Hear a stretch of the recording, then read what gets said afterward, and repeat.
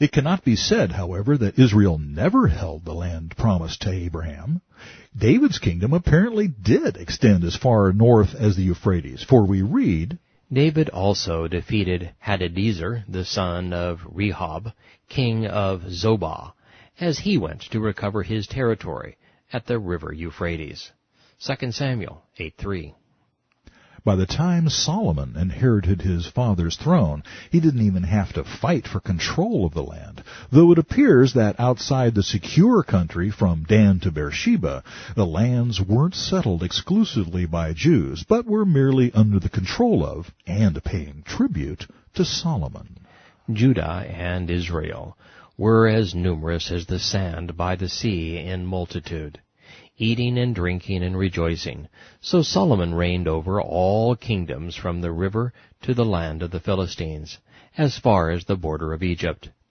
They brought tribute and served Solomon all the days of his life, for he had dominion over all the region on his side of the river, from Tiphsah even to Gaza, namely over all the kings on this side of the river. And he had peace on every side all around him. And Judah and Israel dwelt safely, each man under his vine and his fig tree, from Dan as far as Beersheba, all the days of Solomon. 1 Kings 4:20 and 21, verses 24 and 25. However, it is clear that the nation occupied at least the country specified in Numbers 34.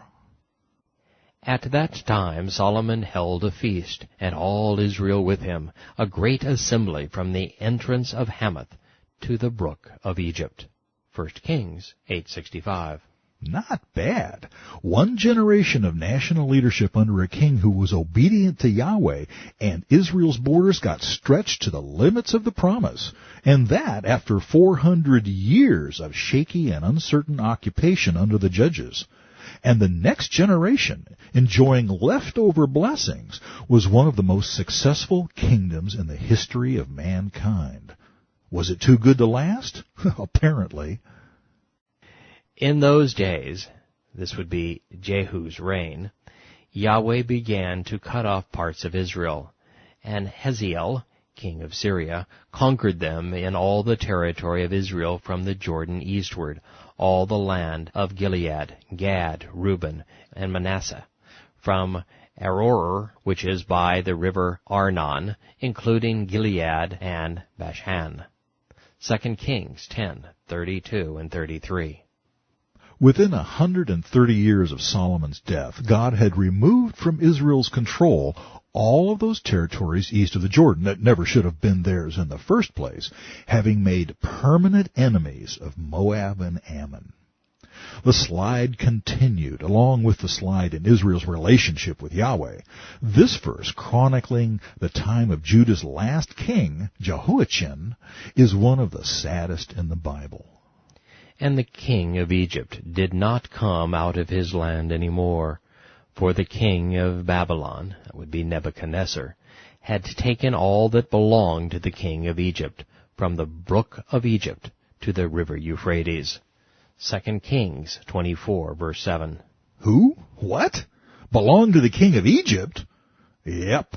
Israel's disobedience, both by Ephraim and Judah, had cost them their control over the land long before the Assyrians and Babylonians actually came in and physically removed their sorry assets.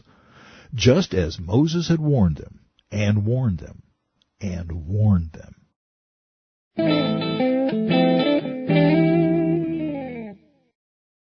God's personal interests in the Jews is mirrored in his personal attachment to the land, whether they're occupying it or not.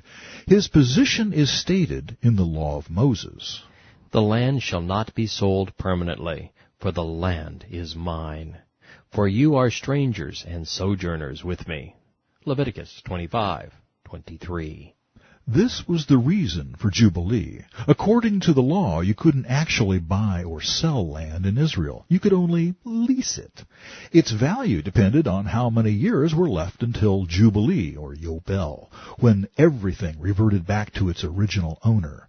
This was Yahweh's way of instilling a pilgrim mentality into his people, telling them, in effect, the land is mine, the timing is mine. For you, all of this is temporary. I am permanent. Worship me alone. No matter who is living there at any given time, Yahweh considers the land of promise his possession, and being his, he can give it to whomever he chooses. David stated it this way: He is Yahweh our God. His judgments are in all the earth. Remember his covenant forever, the word which he commanded for 1,000 generations, the covenant which he made with Abraham, and his oath to Isaac, and confirmed it to Jacob for a statute, to Israel for an everlasting covenant, saying, To you I give the land of Canaan, as an allotment of your inheritance. 1 Chronicles 16:14-18. Also see Psalm 105, 8-11. And there is one place, one city within the land of Canaan that is of particular significance to him. As he told Solomon, Since the day that I brought my people out of the land of Egypt, I have chosen no city from any tribe of Israel in which to build a house, that my name might be there, nor did I choose any man to be ruler over my people Israel. Yet I have chosen Jerusalem, that my name may be there. I have chosen David to be over my people Israel. 2 Chronicles 6:5-6. Actually, he chose the place where Jerusalem would be built long before there was a city there, long before there were any tribes of Israel. When he told Abraham to sacrifice his son Isaac, he told him exactly where to go. Go to the land of Moriah, and offer him there as a burnt offering on one of the mountains, which I shall tell you. Genesis 22:2. At the time, there was no one living there, not even the Jebusites. But as it turned out, Solomon built the temple in Jerusalem a mere 800 yards from the place where Abraham had prepared to make his supreme sacrifice, the very same spot where Yahweh did make the supreme sacrifice 2,000 years later. Yes, Jerusalem is a special place, even to God. Offhand, I can't think of a single city other than Jerusalem that God ever chose to defend, even temporarily. But when Hezekiah's Jerusalem was surrounded by the Assyrian armies, Yahweh promised to protect it. Not because Hezekiah was a good king, not because Judah was sinless, but because of his character and his friendship with a man who had passed into history and legend over 250 years earlier. For I will defend this city to save it for my own sake, and for my servant David's sake. 2 Kings 19:34. And although Jerusalem has been leveled and rebuilt several times since then, God's eye is still upon her, for she will be Messiah's earthly capital in the coming kingdom. I can guarantee that Joshua wasn't talking about Herod when he said, I say to you, do not swear at all, neither by heaven, for it is God's throne, nor by the earth, for it is his footstool, nor by Jerusalem, for it is the city of the great King. Matthew 5:34-35. He was talking about himself. The prophet Zechariah had a vision just before the Second Temple was completed in 515 BC, and although he lived to see the near fulfillment, he was probably unaware that God had something much more permanent, more far-reaching in view. Thus says Yahweh of hosts, I am zealous for Jerusalem and for Zion with great zeal. I am exceedingly angry with the nations at ease, for I was a little angry, and they helped, but with evil intent. Therefore, thus says Yahweh, I am returning to Jerusalem with mercy. My house shall be built in it, says Yahweh of hosts, and a surveyor's line shall be stretched out over Jerusalem. My cities shall again be spread out through prosperity. Yahweh will again comfort Zion, and will again choose Jerusalem. Zechariah 1:12-17. So at the risk of getting ahead of our story, we need to consider what would happen if the nation of Israel were to repent and turn back to Yahweh. Or should I say, what will happen when? That very thing is prophesied in dozens of places. For example, Yahweh will have mercy on Jacob, and will still choose Israel, and settle them in their own land. The strangers will be joined with them, and they will cling to the house of Jacob.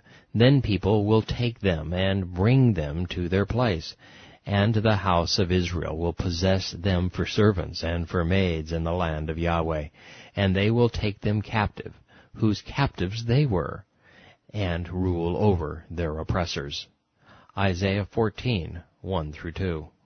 This scenario admittedly doesn't look terribly likely as long as Christ, the Messiah, continues to delay his coming.